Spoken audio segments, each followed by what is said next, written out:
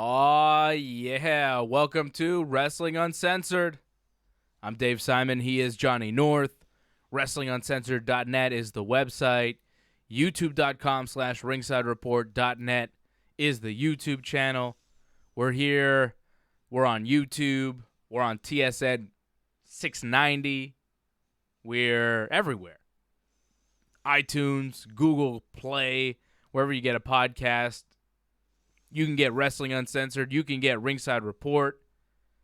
If you're listening to this show and you want to watch it, you want to see us, you can watch this show on our YouTube channel, youtube.com/ringsidereport.net. Go to the channel right now. Subscribe. Hit the like button on the video. Leave a comment. And hit that bell when you subscribe so you get alerts every time there's new content on the channel. We had a Ringside Report show that aired this week. Myself, Freddie, and AJ talking about MMA. Dave and Johnny live, a very wrestling-heavy episode this week, as it has become. It's kind of like the second version of Wrestling Uncensored. Dave and Johnny live has kind of become the AEW version of Wrestling Uncensored, and whatever else spills out from the WWE that we may not have time to talk about on this show, we talk about on Dave and Johnny live. So it used to be a little bit less wrestling heavy, and these days it's kind of like the second version of Wrestling Uncensored. So definitely check that out. We talked about AEW's Fyter Fest going down tonight in Daytona Beach, Florida. And if you want the full recap of AEW Fyter Fest, go to the YouTube channel, youtube.com/ringsidereport.net. Right after Fyter Fest, I will be on live talking about the results from the second ever AEW event, Fyter Fest. So we really have you covered in all aspects of the game. MMA, pro wrestling, AEW, WWE, UFC, Bellator, whatever it is, we're right there. We are right here for you. We watch Raw, so you don't have to. Raw was good this week. But Raw was actually good this week. I think we're going to have to stop saying that catchphrase. I think we're going to have to retire the "we watch Raw, so you don't have to" catchphrase. Maybe not yet, because it's still not a great show, but I think Monday Night Raw and SmackDown were improved products. I thought Stomping Grounds was an improved throwaway WWE pay-per-view. For a run-of-the-mill pay-per-view that the WWE would run, I thought Stomping Grounds was better than average. And I recap Stomping Grounds like I recap every WWE pay-per-view right after the show on the YouTube channel. For the full Stomping Grounds recap, you can check out the YouTube channel right now and watch that video. Myself and my brother broke down Stomping Grounds live after the show on Sunday night. We're here to look forward, though, in the WWE. We're here on the road to WWE Extreme Rules, which will take place July the 14th in Philadelphia. We've got about 3 weeks to break this thing down. July 1st is coming up on Monday. Happy Canada Day weekend, by the way.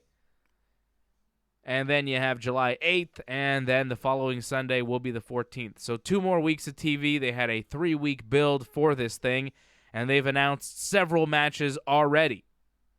Seth Rollins, the Universal Champion, who made news this week that we talked about on Dave and Johnny Live, but we'll continue talking about that here on Wrestling Uncensored.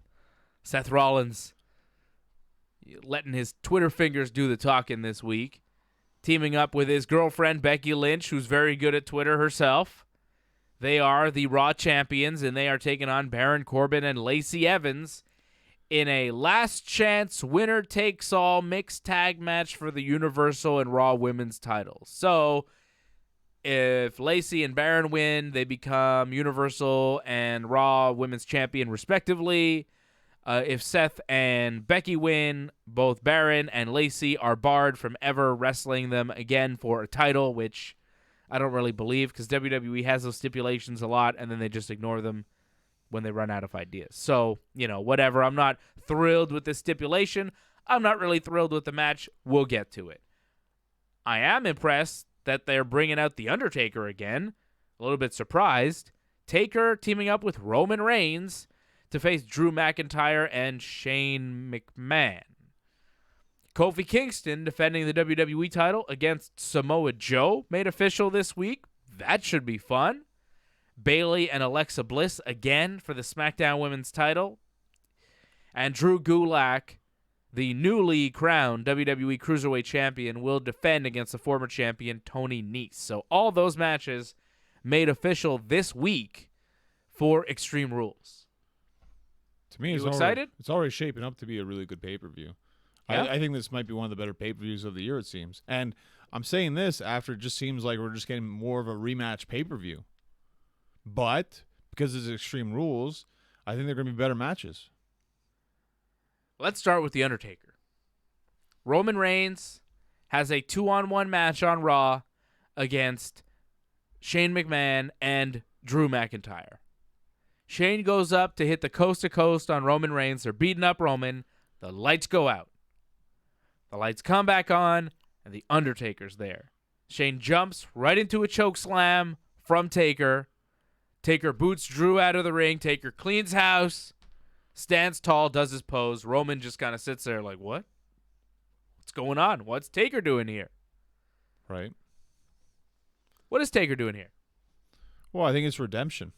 I think he wasn't really pleased with his Goldberg match, as you could tell the look on his face after the match ended. And he wants to get back in the ring as quickly as possible. And it's an easy way to do that by having a tag match. That's what it felt like to me, but apparently the plan for months has been for Taker to appear at Extreme Rules. Like, this is not something that Taker decided after the poor performance at Super Showdown. This is something that they have had planned, apparently. But that's just one report. I don't really know what the real story is. Your story makes more sense than that, but you never know. This does feel like a little bit of an Undertaker retirement tour, at least you would hope. Which one is this now? Because I feel like we've been down that road, but yeah, okay. I don't know. Maybe this is just a match because Taker wants to have a match and WWE wants to boost up Extreme Rules. I just find it interesting, on a week where it seems like the WWE is trying.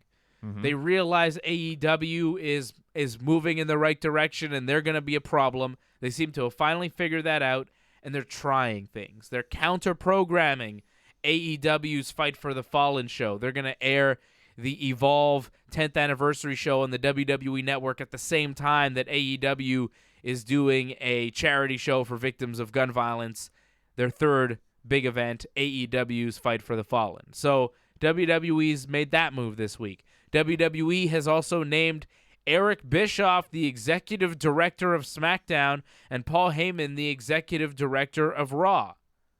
And it seems like those positions aren't strictly on-air positions, even though it does seem like they'll be part of the storylines too. Maybe. But they're apparently real positions, and they will be heading up the creative directions of those respective shows and reporting directly to Vince McMahon.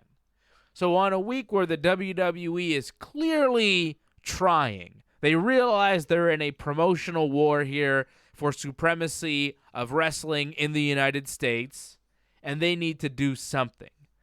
And what they have chosen to do is go back to the Attitude Era, looking for answers. They bring back The Undertaker. They're going to put Heyman in charge of Raw. They're going to put Bischoff in charge of SmackDown. Vince knows that, look, Heyman was successful one time running a promotion. Bischoff was successful. If I can put these guys in charge of two arms of my promotion, things are going to go well. That's Vince's hope and estimation here. I don't know if this is the answer. I am a Paul Heyman guy. I like Paul Heyman. It's good. I like Eric Bischoff. I'm surprised by that, but okay. I like Eric Bischoff. Wow. I find him entertaining. I think he's done a lot of good for pro wrestling. But I do not trust Eric Bischoff to run a professional wrestling brand in 2019. I saw what he did when he was given the ball to run with in TNA, and it did not go well. I have not seen Paul Heyman given another opportunity to really run the show since ECW. They have tried to work him into their creative plans many times. Paul Heyman has been in charge of his own version of ECW, and it didn't work out, and he quit, and it was very bad. Creative differences. What makes us think that the same creative differences won't creep up again here? Oh, we have no idea. That could happen again, of course. Now, granted, Raw is not ECW. ECW is Heyman's baby, and I'm sure he had different emotions with ECW in those letters compared to Raw. Nevertheless, if you're going to say, Paul, this is your show, do what you want, make it better, and then he's met with resistance week in, week out from Vince McMahon, how's that going to go? I just see Heyman and Bischoff as experiments that they have tried before, experiments that have been tried before that don't seem to work, but the WWE has no other ideas. There are other guys out there with good wrestling ideas. There are other good wrestling bookers out there. Whoever runs PWG, throw a bunch of money at him. Like, there are guys out there. There are, Gabe Sapolsky running Evolve. He's doing a very good job. Why isn't he brought into the WWE system? I don't know why they don't try out a new generation, a new breed of guys. They're looking back to the Attitude Era again. Not to say they won't be successful. I want the WWE to be successful. I love the WWE. I just question some of their decisions. That's kind of what we do on this show. Boy, you look at the experience of Heyman and Bischoff, I find a lot of this makes sense. Plus, it got people talking the most.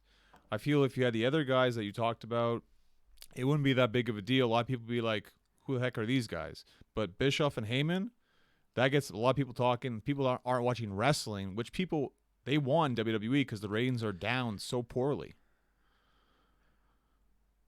What is the goal for hiring Paul Heyman and Eric Bischoff? Is it to pop the rating and get people watching and get people tuning in to see Heyman and Bischoff? Or is it to improve the overall quality of the product? Because if you're hiring them to really be in charge of Raw and SmackDown, right? I would assume that the goal is for them to improve the shows and make them better. You would hope, yes.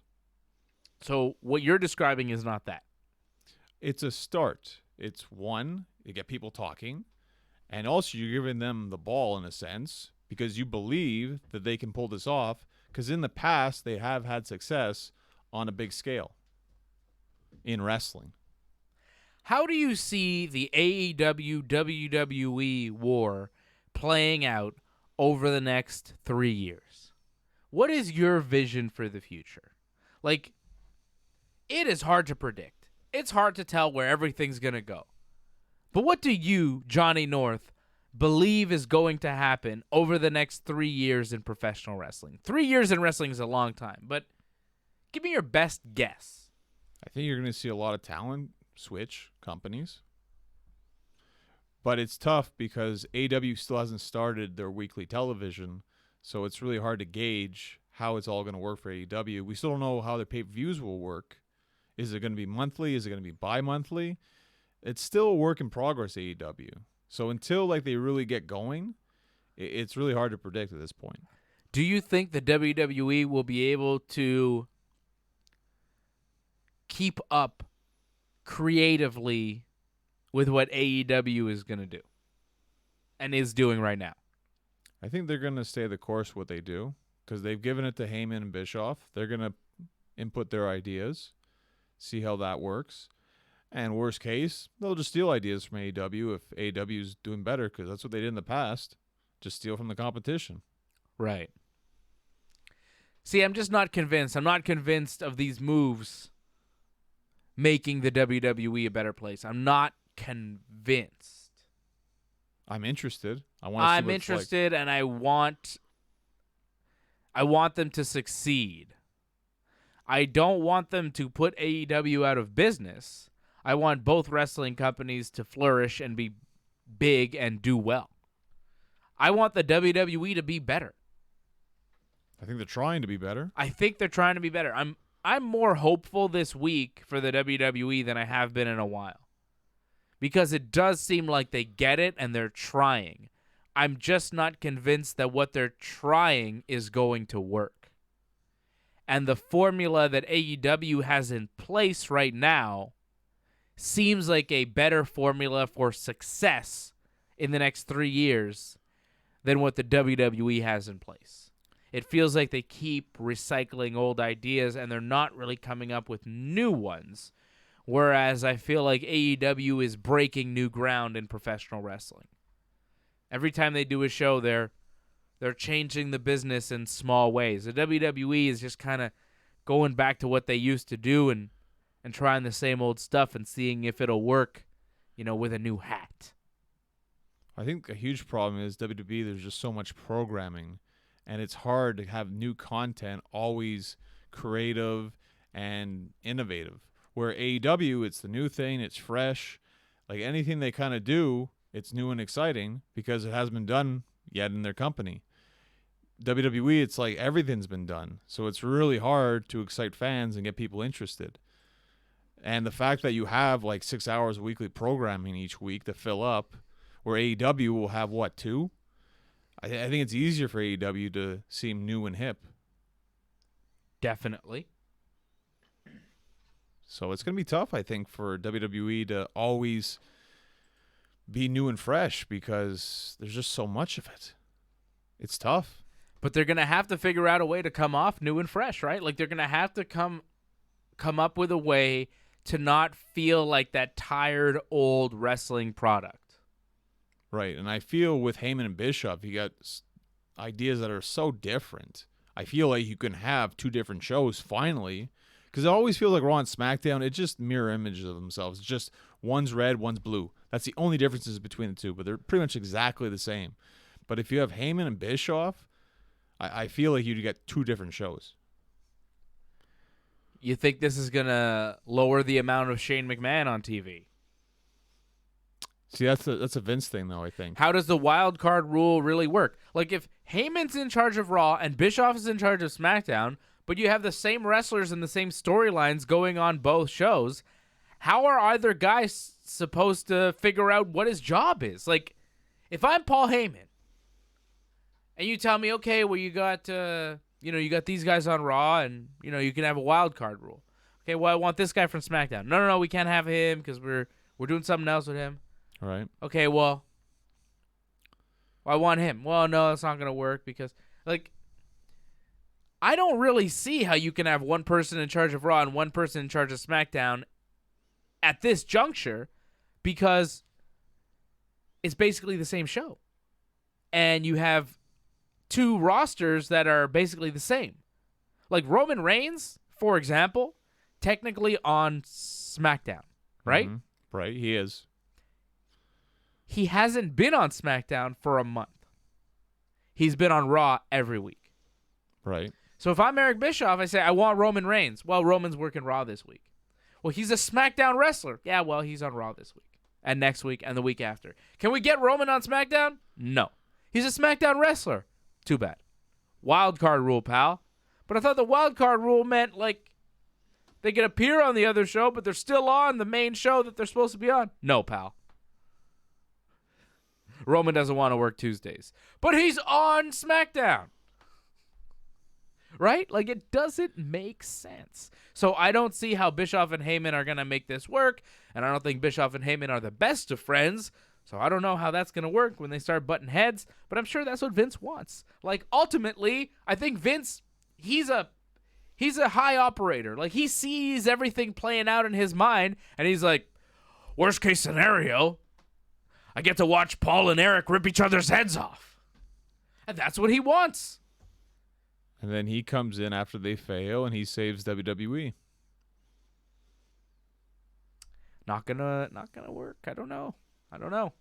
Why not put Triple H in charge of Raw and Shane McMahon in charge of SmackDown? I would have preferred that. No, I think it's better that Triple H focuses on NXT because for a lot of people, that's the best WWE product right now. Wait until they watch Evolve. Maybe. The NXT of NXT. And Shane's just a talent. That's it. Like, he doesn't have any creative say, apparently. Yeah. So, Shane doesn't have that kind of stroke in the company anymore. He has the name. That's pretty much it. I'm just saying, I think I would have been happier with that news. If they're like, all right, WWE, they're going for it. Like, a lot of the wrestling world is waiting for Triple H to take over. And if you put him in charge of Raw, it's the beginning of saying, okay, we get it. We're phasing Vince out. Triple H is starting to take over. That's not happening, though. Well, yeah. Vince would rather put it in his old enemies instead of Triple H. So what does that say? Well, it says that the vision isn't really there. It says that, he's trying to pull that emergency switch, and he's like, what's worked in the past? Well, WCW and ECW worked really well. Like, if Vern Gagne was still alive, Vince would have put him in charge of SmackDown. Yeah, possibly. Sure. Of course he would have. It'd been fun, actually, to see that. Jim Crockett was still alive, he'd be in charge of Raw. Maybe. Or whoever, Dusty. Dusty. Whatever. I mean, he brought Bruce Pritchard back. He did. He got injured, though, Pritchard, though. What? Yeah, he had surgery recently. It was like a dental surgery, though. But he can't travel now because of that. Okay. So he's out. They just keep going back to the well, And if you go back to that well too many times, it's going to run dry. Well, how many times has Hulkamania come back?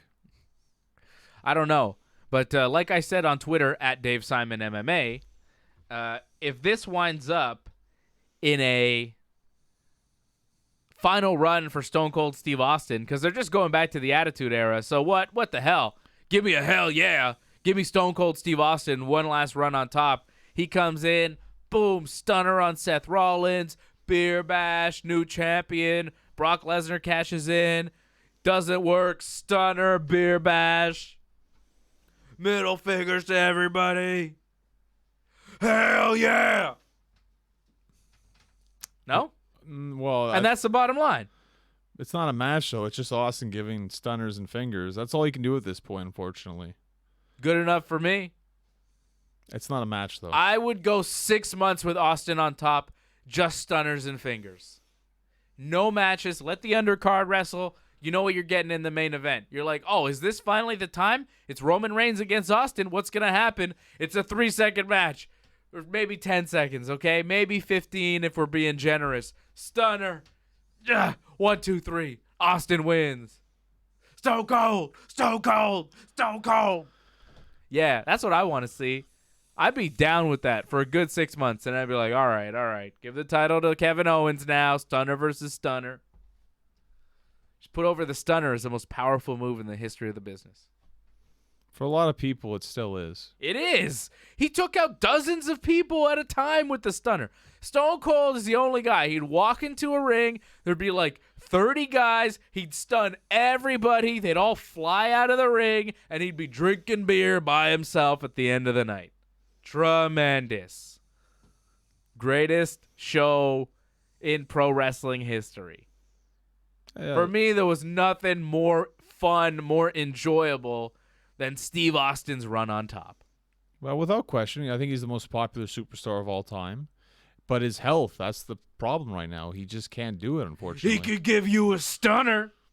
It's not enough. He knows it's not enough. It's enough for me. Well, maybe it's not enough for him, but brother, I love Stone Cold, and that's enough for me. You know he has a reality show coming up. Like, he's not going for wrestling. Broken Skull Ranch. He's got his own thing going on. Hell yeah. BSR.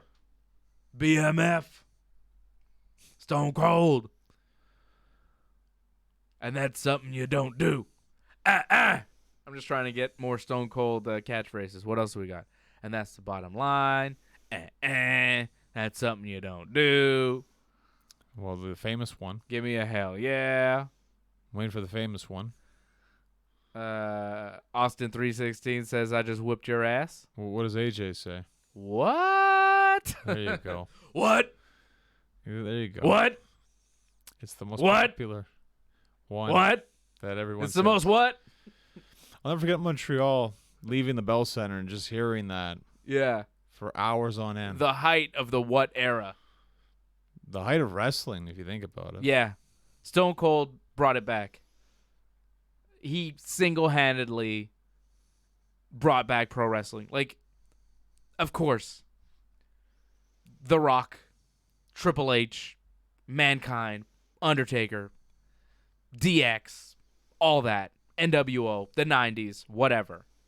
None of that happens without Stone Cold Steve Austin. None of it happens. He was the linchpin. He was the main attraction. He was the man in that era. There was one guy on top, and that was, by God, Stone Cold Steve Austin. There was no one better.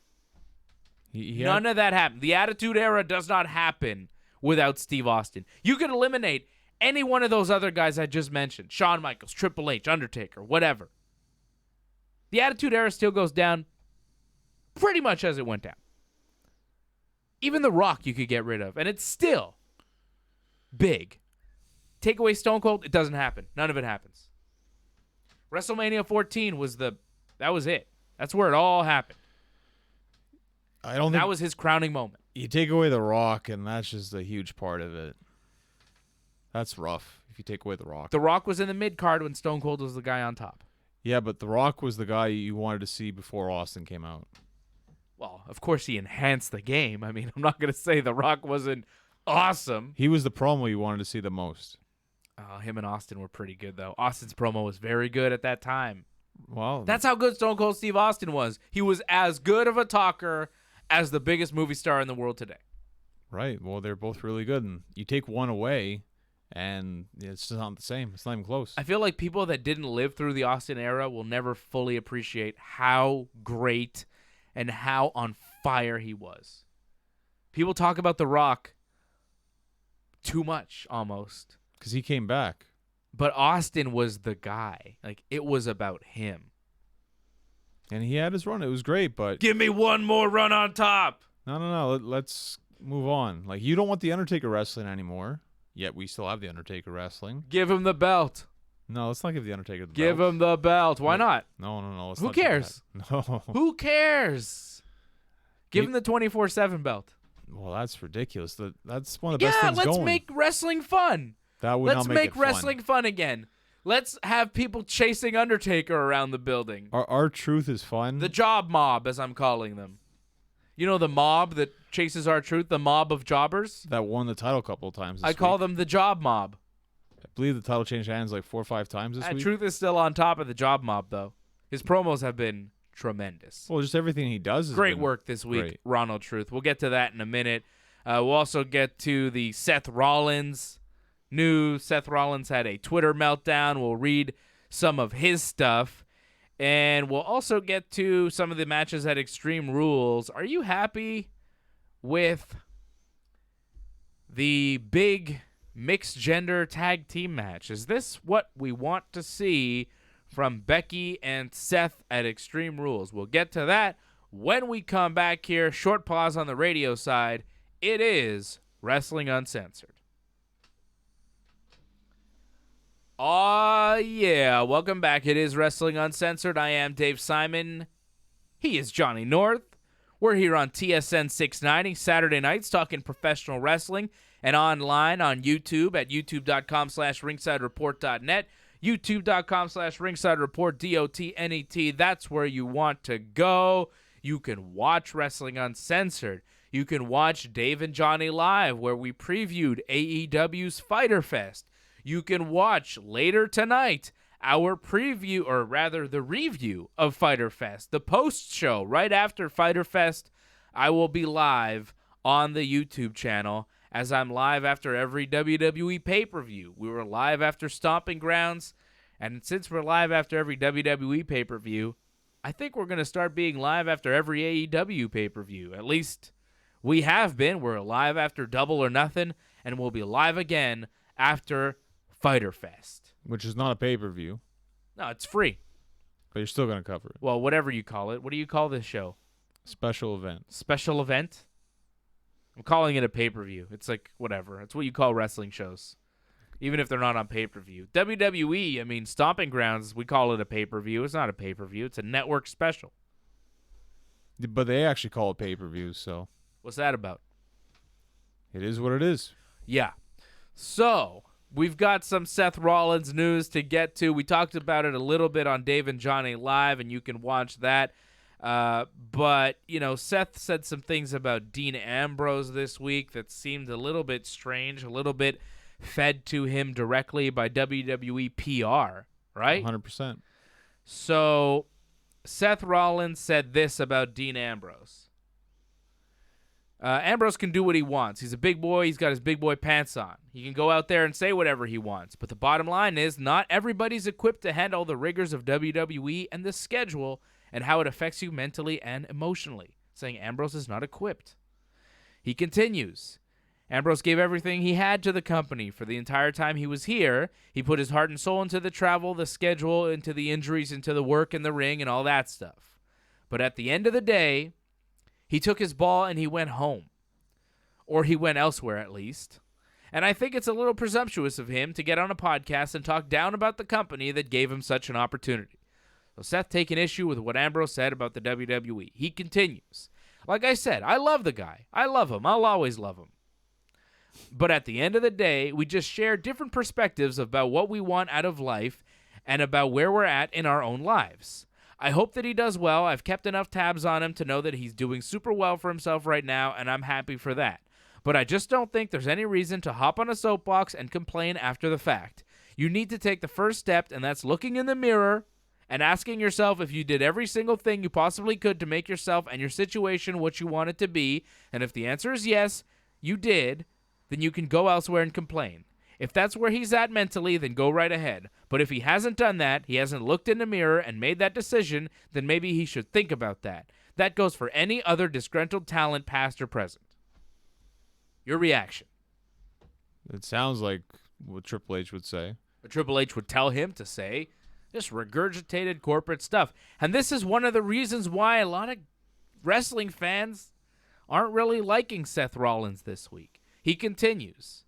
Absolutely, I'm satisfied with it because I make a point to be satisfied with it. I make a point to contribute my ideas and my thoughts, and if I feel strongly about something the way it should be, or the way it should be portrayed, then I will make my voice heard. And look, not everybody gets that leeway, and also not everybody should get that leeway. That's not how it works. You have to build equity with your audience, with your boss, with your coworkers. You have to build equity over time, and then you can get the leeway to have that kind of say in your story if that's your complaint. Or you can just stand up for yourself and do it instead of going on somewhere and bitching about it. I'm very satisfied with the amount of input I have. Do I do things that I don't always want to do? Yes. But you know what? Sometimes that stuff works because I can't see things perfectly every single time.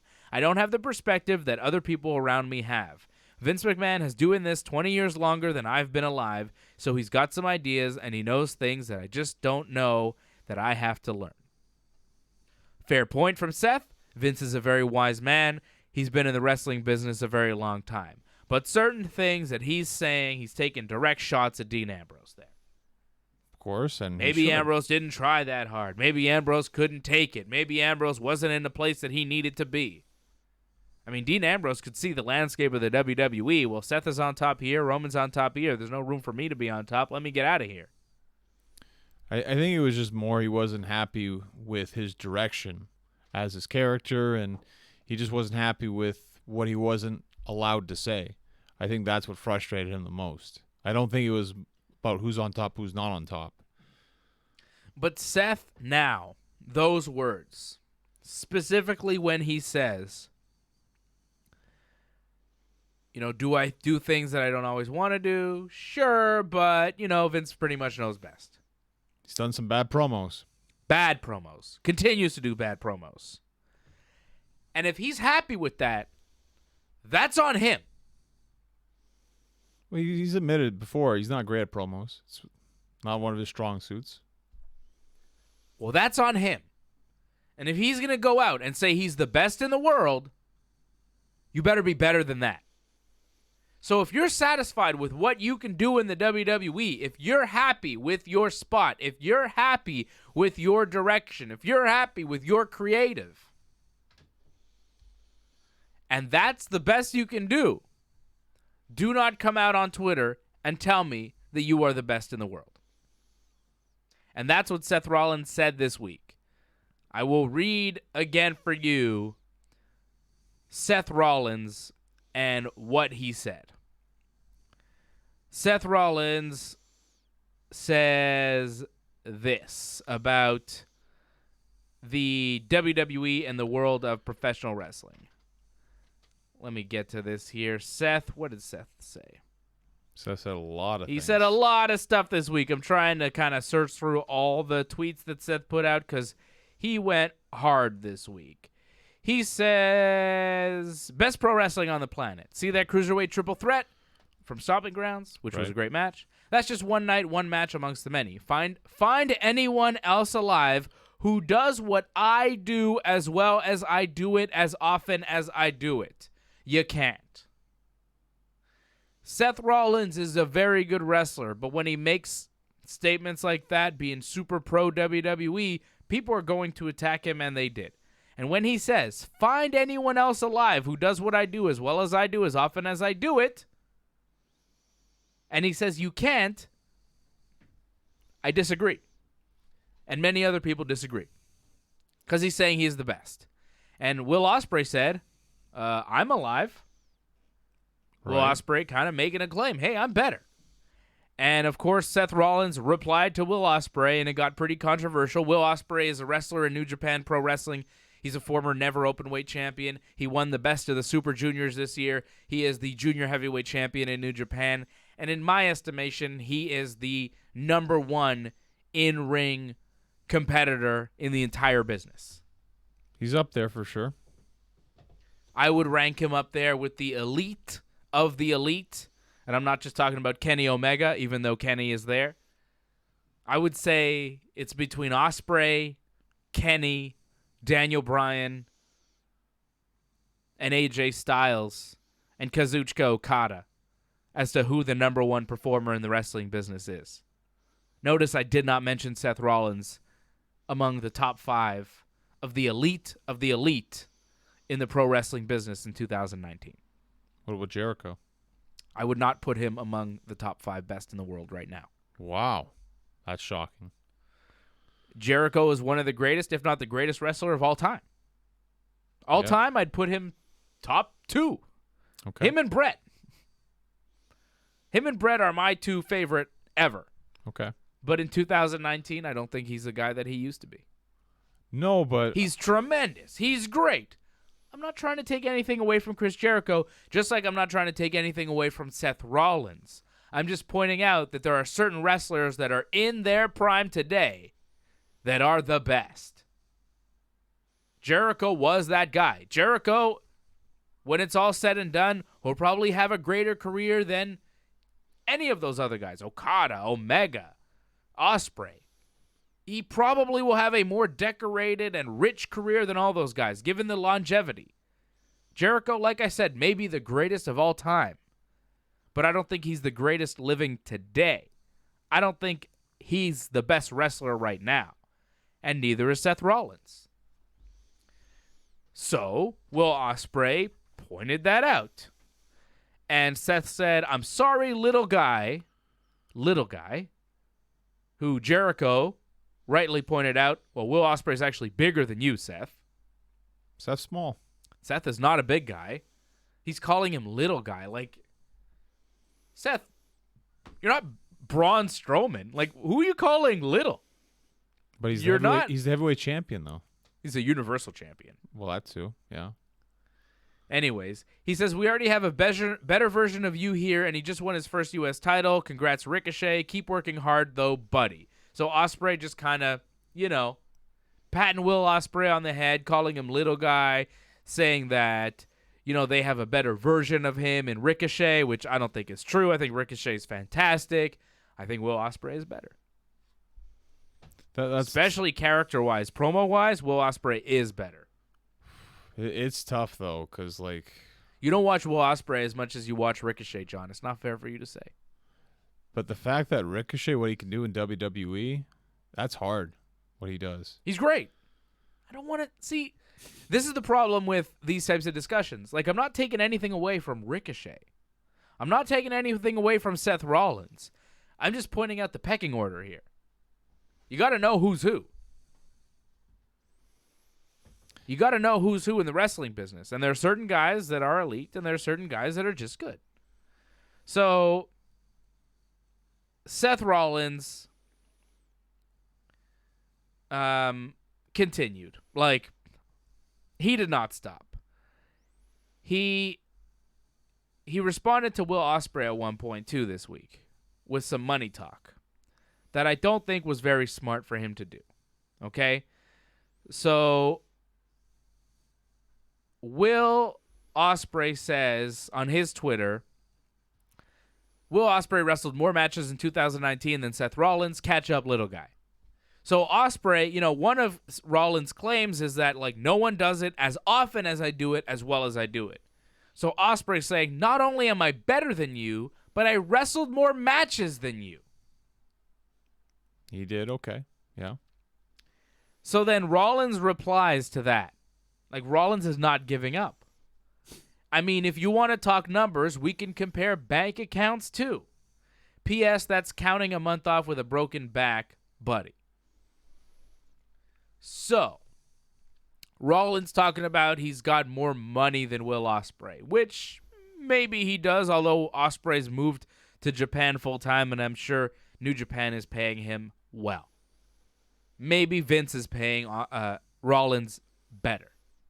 But as a babyface, you're supposed to be the top babyface in the company. You really want to tell a non-WWE guy, like, that's how you put him down, by talking about money? Like I said, he doesn't have $1 million man gimmick. Like, his gimmick isn't like, I'm rich. This has nothing to do with the Seth Rollins gimmick, and I don't think it helps the Seth Rollins babyface persona. He doesn't come off like a good guy when he says stuff like this on Twitter. And that's my main beef with what Seth has been doing this week. Not only is he wrong, but he's also coming off like a jerk. And you don't want to be a jerk when you're supposed to be the top babyface in the company.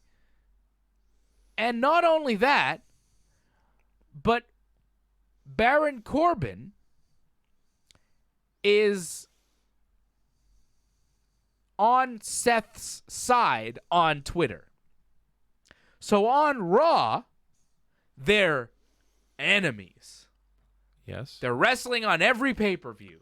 They hate each other on Raw. But on Twitter, Baron Corbin is defending Seth Rollins. Corbin tweets, more important fact, he responds to Will Ospreay saying that he's wrestled more than Seth Rollins. He goes, more important fact, Baron Corbin has wrestled more matches in 2019 than Will Ospreay. Another fact, I don't actually know who you are, I just wanted to be a part of the conversation. Well, if you're a wrestler and you don't know who Will Ospreay is, Baron Corbin, I suggest you watch more wrestling. I suggest you become more familiar with your craft. You might become a better wrestler if you watch Will Ospreay. Maybe if you watch Will Ospreay versus Lance Archer next weekend, you figure out how to be a good big man. You're very angry. He sucks, Baron Corbin. He's terrible. Who is he to talk about Will Ospreay? It's like if Duke the Jumpster Drozy wanted to tweet and talk smack about Bret the Hitman Hart. It's ridiculous. Like, no, dude. Stay in your lane. You're out of place. Okay? I really feel like he was just joking around. That was it with this. Like, I think you're taking it way too seriously. Like, I get it that what he says can be upsetting, but I don't think he meant it, like, seriously. I don't think he was trying to upset people. I think he was trying to rile people up, but I don't think it was supposed to be a huge dig at, like, Will Ospreay. He and Seth are on opposite sides of the ring. Right. Why are they teaming together on Twitter to face a guy who's not even in their company? It comes off badly. They look bad. It makes Seth look bad. It makes Becky look bad in association with Seth. It's making everybody look bad. Except for Will Ospreay. He's gaining Twitter followers. Seth Rollins has 3.56 million Twitter followers. Will Ospreay has 147,000. Seth Rollins did not have to respond to Will Ospreay, but he did, and he raised his profile. Will Ospreay wins the Twitter war. Congratulations, Will Ospreay. You are the assassin of the skies and the assassin of Twitter. You are the man, Will Ospreay. I salute you. Well, I think the most important part is that he got a new T-shirt out of this, so he's going to make more money. So that's the most important part. You going to buy me one? Possibly. You have to wait until October 3rd, though, I think. Little guy, that works for me, too. I'm not going to say anything because you get upset too easily. So Yeah, don't upset me, John. I'll choke you unconscious, all right? Don't mess with me, John. I get mad, and I'm pretty dangerous. You get very angry. Just way too angry. I just think it's funny. It's funny you get angry so much. I'm not that angry, John. I don't know why you think I'm mad. I'm not mad. I just think Seth is wrong, and he needs to know that he's wrong. He's confident in himself. He's Chris Jericho. He's actually taller and bigger than you. Just saying. Talking about Will Ospreay being bigger than Seth. Fantastic. Seth Rollins wants to play the little guy next to Brock Lesnar. Seth Rollins wants to play the victim. I show up every night. I'm doing everything. Brock comes in. He gets all the glory. He gets all the money. Well, you're talking about how much money you have over Will Ospreay. You and Brock want to compare bank accounts? How's that going to look, Seth? You're a little guy to Brock. I think that's part of it, too. Like, Seth is just frustrated that Brock just laughs at him all the time. And he pats him on the head, and he calls him little guy. And Seth can't actually beat him in the WWE. Like, they don't book him to actually beat him unless he kicks him in the groin or hits him with a bunch of chair shots. Like Seth is booked weekly compared to Brock, and Brock has more money, and Brock gets to do everything. And I think Seth is just frustrated, and I think he took out his frustrations on Will Ospreay. Well, also, Brock barely has to wrestle and makes more money. I think that's very frustrating. Yeah. Go Brock. I want to see Brock beat Seth now, though. Like, this did not endear Seth Rollins to the audience. And I don't think this match here, Seth and Becky versus Baron and Lacey, is doing much for Becky Lynch. All this association with Seth, like, I don't know. I don't know if this is working for her. And this match is not exciting. The promo was also not very good this week. I like parts of it. I like when Becky pushed Seth. I got a great reaction. It made you think, too, like, this is it got a great reaction. You know why? Because they wanted Becky to hit Seth? Because they don't want Becky with Seth. They like Becky on her own. They don't want her just, being Seth's girlfriend. And they're trying to make it seem like, Seth is Becky's boyfriend. It's not, but the association is still there. So Lacey and Baron showed up, and Lacey attacked Becky, and then Becky fought back, and Seth pulled Becky off of Lacey, and then Becky was like, what are you doing? And she pushed Seth, and then Seth kind of gave a little smile, like, oh, what are you going to do? And then, Becky went over and attacked Lacey. It was not I didn't like that from Seth. Like, I didn't like that reaction. And then Baron shows up. He gets taken out by Seth. And they do this long, drawn-out promo where they're trying to decide stipulations for a match. It was weird. Like, they were at the bottom of the ring talking. Like, that's odd. Yeah, they were, outside the ring talking to Seth and Becky, who are inside the ring. Like, not on the stage, usually. Like, it's better, across like that. But to talk down to them like that, it was just very odd camera angles. It was weird. The promo wasn't great. And now we have the match at Extreme Rules. Becky and Seth defending their titles against Lacey and Baron in a tag team match. Becky and Seth are going to win. Come on. I think this is better, though. It's better than having two single matches. You put two matches into one. I think that's much better. How about we don't have Lacey wrestle Becky anymore? No, I think you got to keep this a 3-match, right? It was not good. That match was not good. Baron and Seth is not good. It's not good. Let's not do it anymore. Why are we still doing this? No, because I got to do 3 matches, right? 3 pay-per-views in a row, same match. That's what they always do, right? So, At least change it up a bit, make it into a tag. I'd rather see that instead. Aren't you tired of well, they're doing it because that's what they always do. It's so formulaic. Like, come on, WWE. Switch it up. Hopefully Eric Bischoff really shakes things up. Well, this is your switch up for now until they do something else. Yeah. So then on Raw, we had the Usos and Big E and Xavier Woods. So Usos New Day teaming up, which is always fun to see. I like this match. This match I thought was good. They beat the Revival, Daniel Bryan, and Rowan in an 8-man elimination tag. Bryan was eliminated after one of the Revival guys hit him. There was some pushing between Bryan and one of the Revival dudes, so there was beef, and then Bryan got rolled up. And then Xavier Woods got eliminated after the Shatter Machine, so it was down to the Revival versus the Usos, and the Usos hit a top rope splash on one of the Revival dudes to get the win. We're seeing a lot of elimination matches, 2 out of 3 fall matches. There's a reason behind this. You know what the reason is? Because when they go to break, they just stop. They don't want wrestling in the commercial breaks anymore. They still had it. There were a couple matches this week that went to break and they were still wrestling. Right. But they're trying to limit it, right? I like the idea of that, though, that you don't miss any action. It's kind of like with any sport, you don't miss anything when it goes to break. They take a pause pretty much in between rounds in a sense. But it makes it feel more fake when it's okay, here's a commercial break coming. 1, 2, 3. Okay, we can go to break now. Planned, yeah, in a sense. It makes it feel more staged. Well, it's worse for the live crowd because they're just they're just standing in the ring doing nothing. Yeah. That's worse. Well, I mean, we were at a Raw and Smackdown taping recently here, and during the breaks, you could tell it was a break because the guys did nothing. Well, just the match, it's intense, slow. Yeah, the match was really intense, and all of a sudden, we're going to work a rear chin lock for 3 minutes while we're on commercial break. Or walk really slow. Or just walk really slowly around each other, kind of pose to the crowd for a while. The action did stop. I don't know why they had to make this decree where it's, more obvious that the action's stopping, you know? It seems more fake. Anyways, we had some 24/7 title stuff, right? Changes.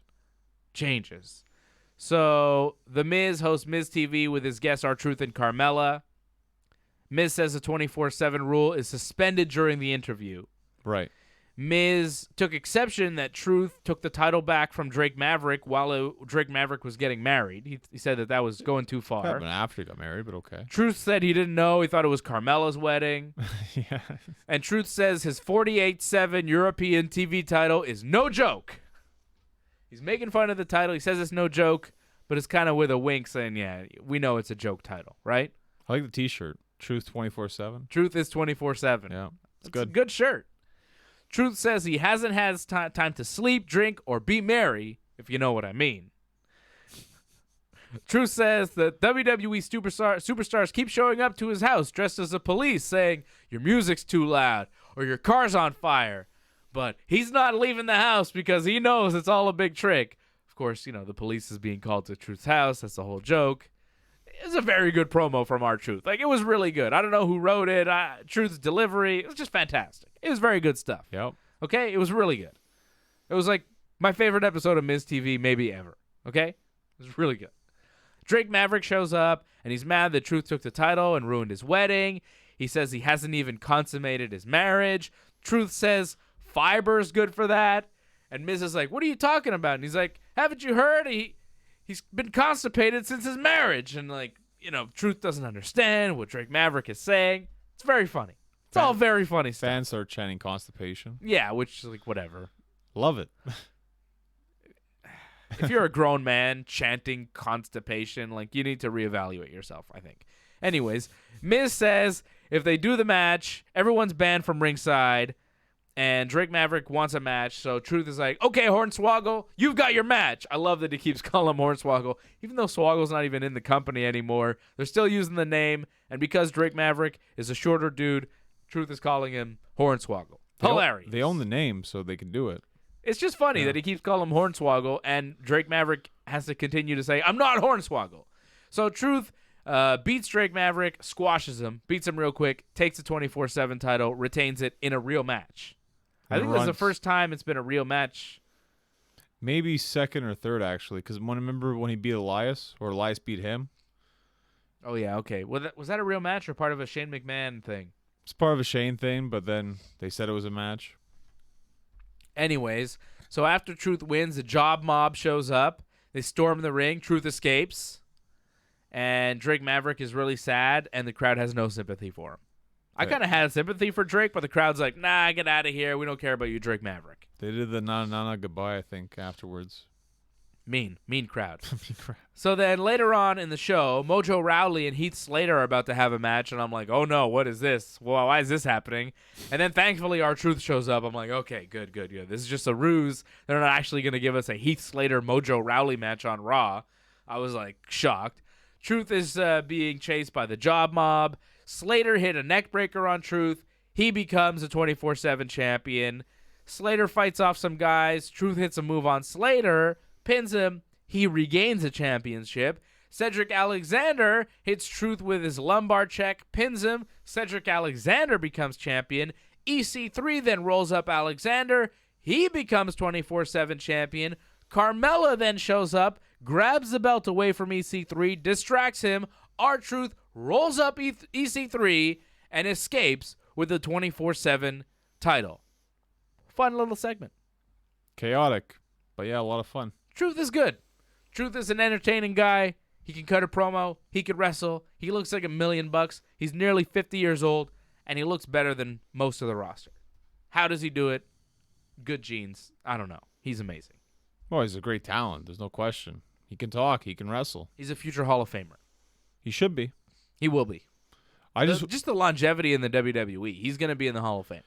I just wonder how is this all going to end, because it's great what they're doing with him, but he's not going to be 24/7 champion or the most featured 24/7 champion forever. Eventually, they'll move on to another champion. I wonder how this is all going to end.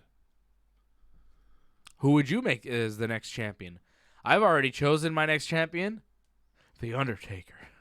Yeah, not so much The Undertaker. Come on, man. Let's make wrestling fun again. It would be silly to see guys. You have like 30 guys trying to get The Undertaker. The Job Mob comes in. They all take choke slams, and Taker just stands there at the end of the show. Look, that's it? That's all you got? Make Undertaker funny. I'd give it to someone like Braun Strowman. Because that way it's like, well, no one's going to take the title now. Yeah. Unless somebody does eventually, Eventually, but it'd be tough. Yeah. He's not so much a moving target like R-Truth is. He's just kind of standing there, come and get me, and you don't really want to because he's so dangerous. But that's kind of what Undertaker would be. And it would be more fun because it's Undertaker. Yeah, but he's not around as much, though, so I don't know if it'd be as fun. It's the kind of title where you can give to a guy who doesn't actually have to wrestle, though, Like, you don't have to be a wrestler to have the 24/7 title. Like, that's a title you could give to Stone Cold. Stunner, sure. Beer Bash, still 24/7 champion. You tap him on the shoulder, you're like Mr. Austin, he stuns you, you're not getting a shot. The problem is I feel like you need a guy who's there every week. He's going to be on Raw and SmackDown. Austin, it'd be good for an appearance. JBL would be good for an appearance, but it's not going to happen every Raw and SmackDown week in, week out. Book him for a couple months. What's the problem? Well, it's going to be tough. As you know, he has a reality show coming up. So, well, once it's done filming, get on Raw to promote it. Obvious. For the 24/7 title, I think Austin's above that. I know you really want Austin to come back. I really do for some reason. I'm just saying it would be fun if you gave the title to somebody that we wouldn't expect. The WWE needs to think outside the box. They need to watch DDT in Japan and steal ideas from there. Maybe they can get an invisible man and a giant panda to come work for them. Is this kind of thinking that made David Arquette a champion in wrestling? So just think about that. That was movie promotion. Right. But it was outside the box thinking, right? That was the world champion, though. I'm not talking about the world champion. I'm talking about the 24/7 champion. Who cares?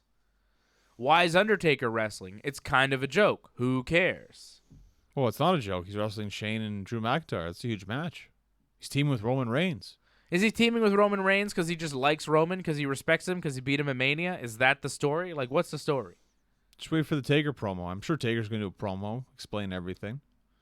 I like this move because it puts Taker in a match where he can be carried. He doesn't have to wrestle Goldberg.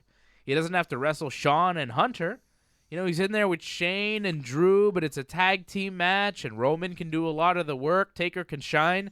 This is a good spot for Taker. Like, I wasn't a fan of his match with Goldberg at Super Showdown, but this makes a lot of sense to me. I'm very concerned, actually. I find Taker looked very slow walking in that ring. Yeah. It seemed after that chokeslam, it was difficult for him to get that big boot up. I feel like if he's having problems just doing moves like that, even doing a tag match, it's going to be rough because you expect he's going to do the comeback, so he's got to do a couple of big moves. I think this might be really tough for him. I hope he comes in better shape because on Raw he didn't look that good. But he had your favorite match at Super Showdown. He did, but I think that took a lot out of him, getting a brainbuster from Goldberg, which he wasn't expecting. So, good surprise on Raw, though, to see Undertaker, right?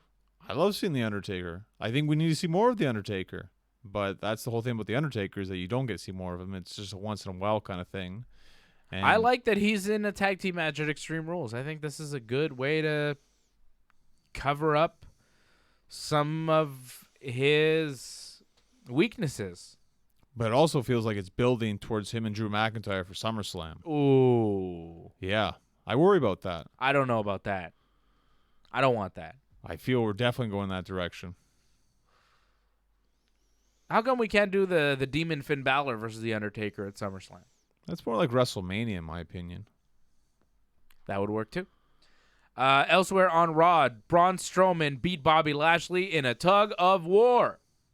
Lashley then attacked Strowman and beat him up after the tug. Now I think they're doing a Falls Count Anywhere this week on Raw.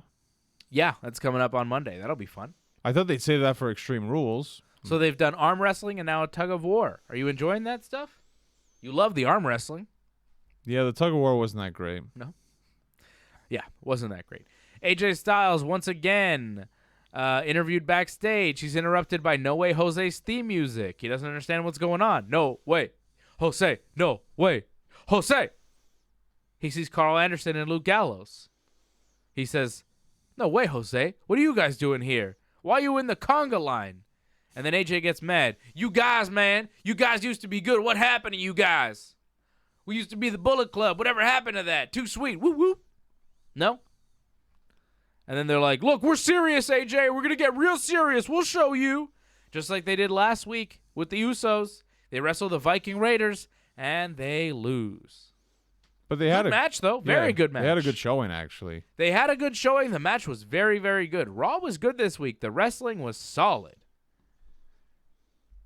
But I don't really see where the future is with these guys. They did win in Japan this week, teaming with AJ and Triple H, the Good Brothers, beating like a bunch of heels. I think they did a couple of shows like that. Yeah. So that's pretty good for them. Elsewhere, we had Kofi Kingston interviewed by Charlie in the ring. Sami Zayn and Kevin Owens interrupted and told Charlie that she could leave because her questions are bad. And she's not Renee. Did they say that too? Well, they said she's not Renee. That's the whole thing. Like, every time it's an interviewer, it's like, you're not Renee. Where's Renee? They asked their own questions to Kofi Kingston. Like, why are you here? Who do you think you are? Why don't you just get the hell out of here, man? I like the man. Like, very Jericho. Yep.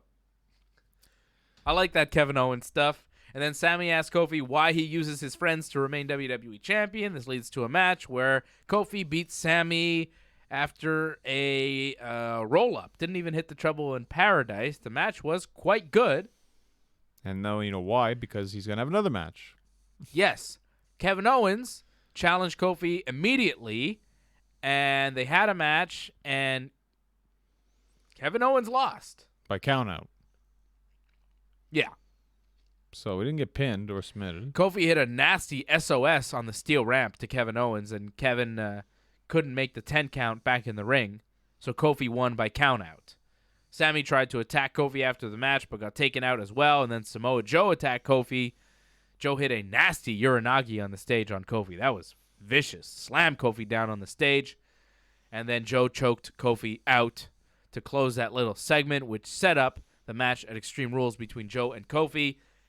A little bit troubling to see Kevin and Sami go down in back-to-back matches to Kofi Kingston, though. Hard to believe in them anytime soon as real challenges for Kofi when he's beating them in back-to-back matches.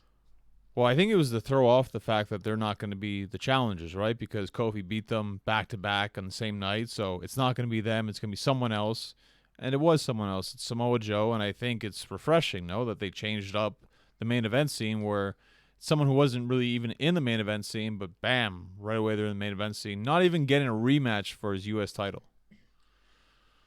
It's not bad, but it's another one of these instances, kind of like Alexa Bliss when she faces Bayley. Alexa Bliss is on Raw. She's facing the SmackDown champion. Samoa Joe is on Raw. He's facing the WWE champion from SmackDown. Right. I don't expect Joe to win. Because he's on Raw, I find it very unlikely that Joe would become the new WWE champion. I don't think that's out of the realm of possibility, though. I think it's possible that they may just say, you know what, Joe's going to be a great champion for us. The wild card rule, nothing really matters. Who's on what brand? It's all confused anyways. Let's give Joe the title. Like, I could see them maybe panicking on Kofi and thinking that things aren't going well and saying, let's give it to Joe here. Kofi's had a run, and maybe they don't like the way it's going. I could see them wanting to give it to Joe. If you're going to give it to somebody, you know, Dolph Ziggler wasn't the guy. Samoa Joe could be the guy. Well, Kofi's been the most dominant superstar since WrestleMania. He's never lost a match, I believe, since WrestleMania. Right. So he's had a great run, in my opinion. I would not be surprised if at Extreme Rules we do see the WWE Championship change hands. I don't know if it's going to be Samoa Joe. I feel like it's going to be the Brock Lesnar cash-in, though. So you think maybe after a match with Joe, Brock cashes in on Kofi to become the new WWE champion? I feel that's where we're going, yeah. Wow. That would be something.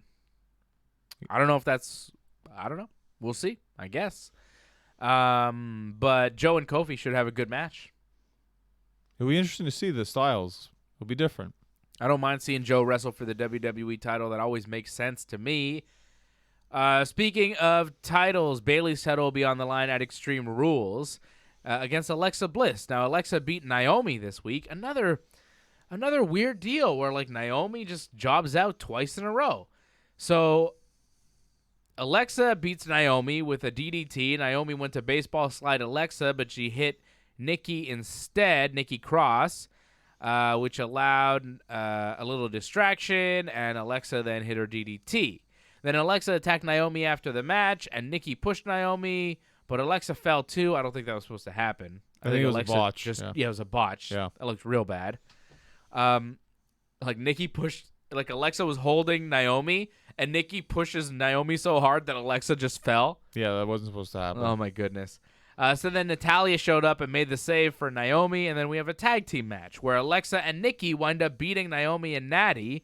Nikki hit Natty with a swinging neck breaker, and Alexa got a blind tag, and she pinned Natty. So, I mean, I guess you're building Alexa and Nikki pretty strong, but my goodness. Well, they got nothing else for secondary women title feuds right now, so. And you only have another 2 weeks of programming, so Really? you're not going to start anything else. Really sacrificing Naomi and Natty, though. And that's what I'm saying. Like, that's what the WWE does. They sacrifice solid talent for short-term gain, but long-term, you're hurting these characters. You're hurting Kevin Owens. You're hurting Sami Zayn. You're hurting Naomi, and you're hurting Natalya. And they're all very talented potential champions in their divisions. Yeah, but Alexa Bliss, they've been building her for years now. She's one of the top female stars in all WWE. Right. So I don't feel this is short term. It's, if anything, they're rebuilding Alexa because she was away for so long. They want to show that she can still be dominant. She's still on a championship level. Alexa not on SmackDown. Nikki Cross, though, was. Alexa was in Singapore, already made the trip for the WWE. So Nikki Cross was there representing for Alexa, beat Bayley to win a title match for Alexa. Right. at Extreme Rules. So that's interesting. And the finish to that match, ugly. Ugh. Bayley tried to do some like roll-up thing, and it backfired, and Nikki just it looked like Bayley pinned herself there. It was not good. The match was all right, but the finish was sloppy. Not good. Yeah, there wasn't a lot of good women wrestling this week, I found. No, not really on Raw or SmackDown. No. It's kind of a shame, but... Well, where's Charlotte? She was backstage, kind of like happy for Ricochet, but that was a very awkward like hug that they had. What's she doing there? Well, she got screen time. She got paid. That's what she's there for. Sonya Deville wrestled Ember Moon and beat Ember Moon after a distraction from Mandy Rose on SmackDown. That was the other women's match this week, and it wasn't great either. Well, the most talked about thing is the whole awkward thing between Mandy and Sonya after It the looked match. like they were going to kiss. Or at least hug a lot.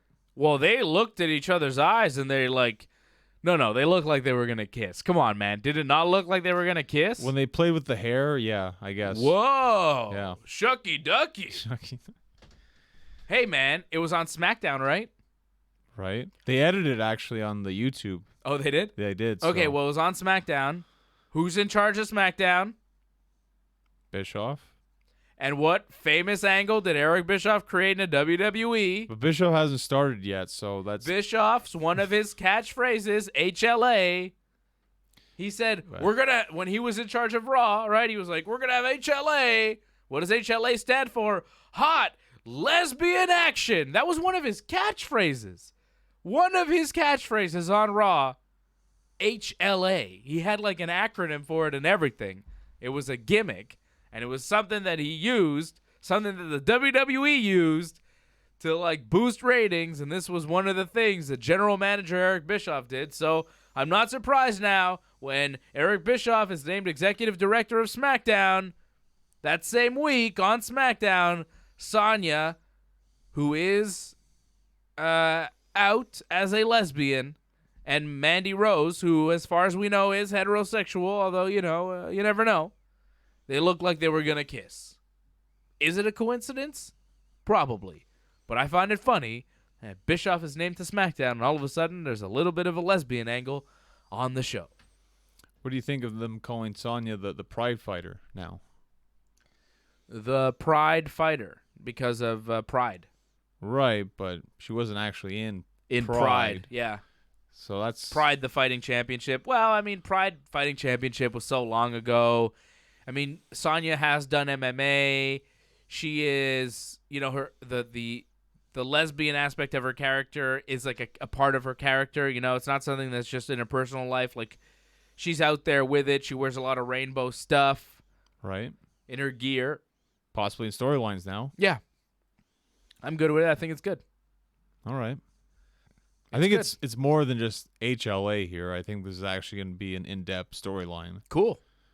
Yeah, well, I mean, yeah, I don't think HLA should come back. I think that was in poor taste when they did it, and it would be in even more poor taste if they did it again. I just think it's funny that Bischoff all of a sudden, match of the week this week, outside of Stomping Grounds. Well, Ricochet and AJ Styles. That was kind of easy. Fantastic. That was the main event of Raw. If that's the kind of main events you're going to give me now for Raw, good. I'm down with that. AJ Styles beats Ricochet after the phenomenal forearm. Excellent match. AJ was cut on his face, bleeding. Took the U.S. title that Ricochet has after beating the U.S. champion in a non-title match. He took the title, gave it to Ricochet, hugged him, held his arm up in the air, showed respect.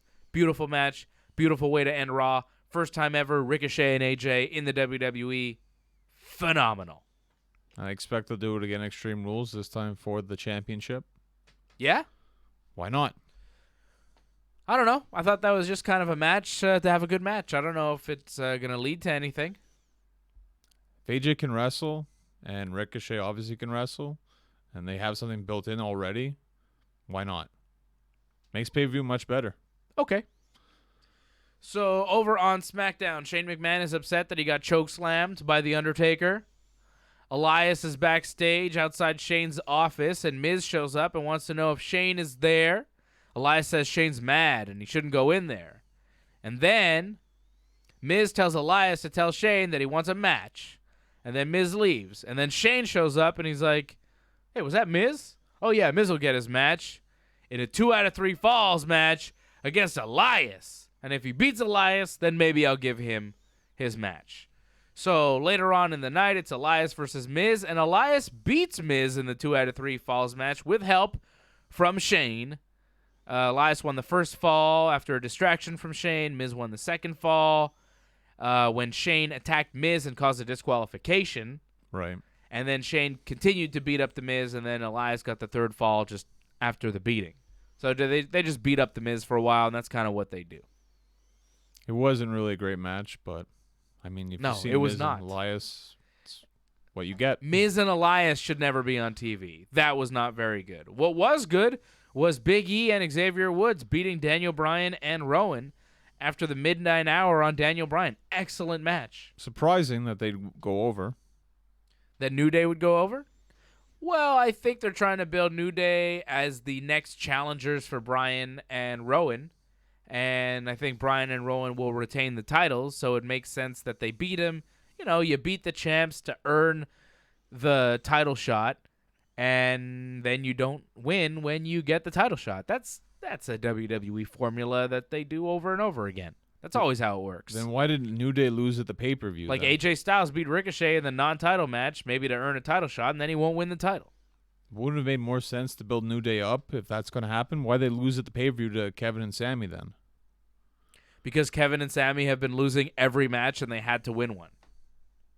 Because when you lose every single week on TV, it looks bad. So if you win on pay-per-view, it's like, well, hey, they won on pay-per-view. That's the important match. At least they won that. I just think it's kind of ridiculous that you go from losing and then, oh, well, they won this last one, so bam, they get a title shot. I just find it's kind of awkward like that. I don't know. I think it makes sense. And that match was really good, and then we had more good wrestling because after the match, Kevin Owens and Sami Zayn showed up, and they helped Rowan beat up Woods and Big E, and then Heavy Machinery made the save. Right, yeah. So we had an 8-man tag. It was Woods and Big E and Heavy Machinery against Sami, Kevin, Bryan, and Rowan. And again, Woods and Big E and Heavy Machinery won. Like, we're seeing a lot of this where it's like 2 matches, but it's the same result both times. I think Sami took the fall, too, in this one. Sami took the fall in this one. I mean, he wasn't in the other one, right? Okay, but still, losing, again. Yeah. Raw and SmackDown. Yeah.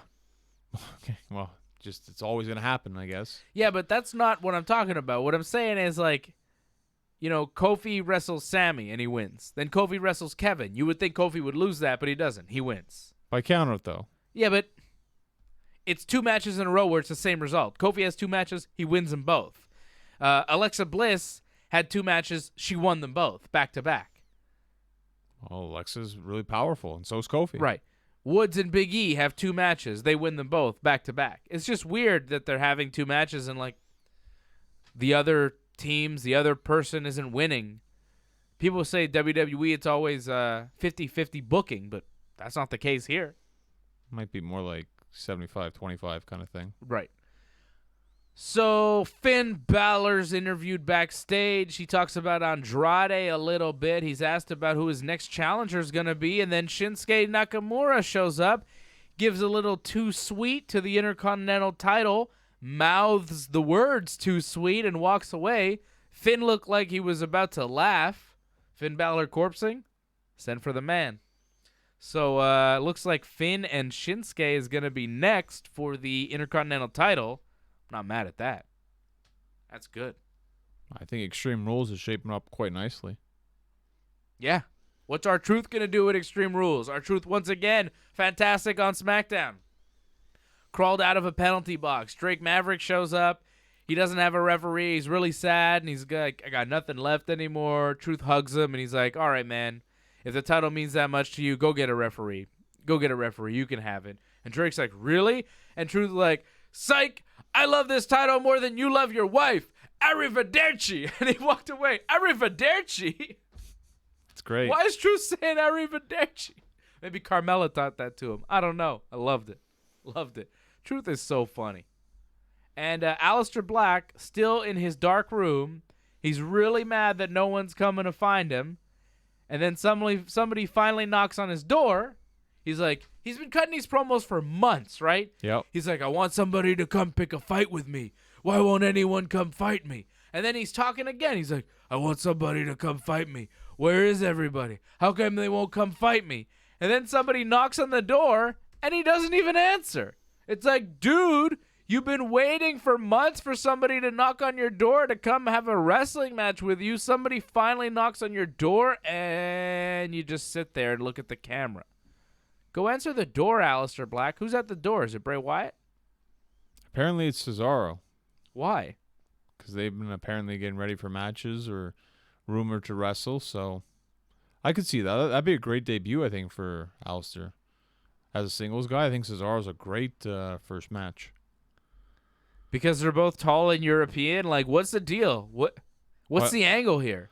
I think Cesaro's just a great talent, and he can really make Aleister look like $1 million. So that's why it should be the first match. Okay. So he's a good worker. Exactly. There's no story. Well, he's just the first guy to come up. That's the story. He asked for a fight. Cesaro stepped up. That's all you get. Months and months of these promos in the dark. And that's the payoff. What's the payoff? Oh, it's just Cesaro. Why? Yeah, he's a good wrestler.